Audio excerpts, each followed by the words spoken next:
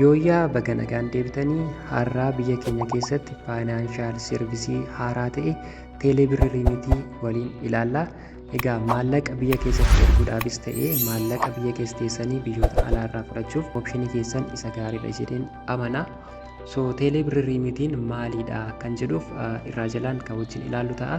Maatii yuutuub chaanaalii keenyaaf egaa warreen haaraa taatan sabiskiraayib gochuu hin dagatina. Teeleebirrii riimitiin maalidha kan jedhuudhaaf teeleebirrii riimitaansiin intarnaashinaal seervisiidha.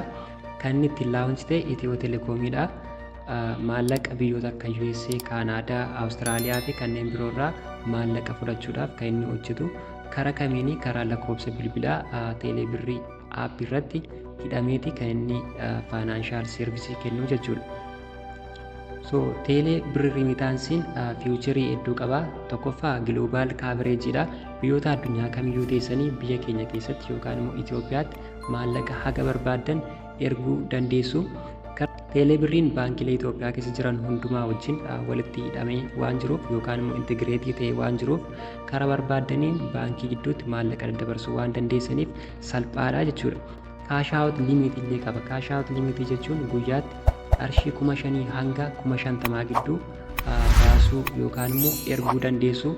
Kun liimitii riimitaansii sanaati jechuudha. Maallaqa gaafa biyya keessatti ergitanii persentii 5 boonesii yookaan immoo riwaardii isiniif kennaa jechuudha. Persentii 5 amma isin ergitanii baay'isee boonesii isiniif kennaa. SMS, USSD akkasumas aappii fayyadamtanii erguu dandeessu.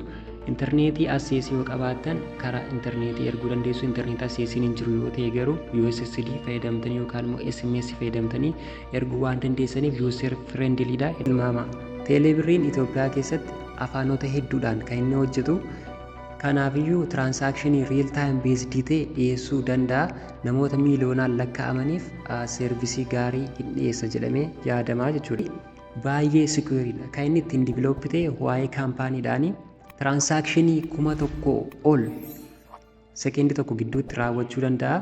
Kanaafuu teeleebirrii riimitaansiin riivoluushinii biyya keenyaa intarnaashinaal riimitaansiidhaa fi lookaal baankii gidduu jiru kan dhiphisuu fi soluushinii gaarii bifa salphaatiin kan fiduudha jedhamee yaadama.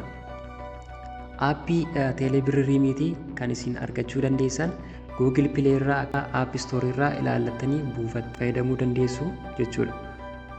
Gabaabaatti teeleebirrii riimitaansiin information isaa kana fakkaata ture.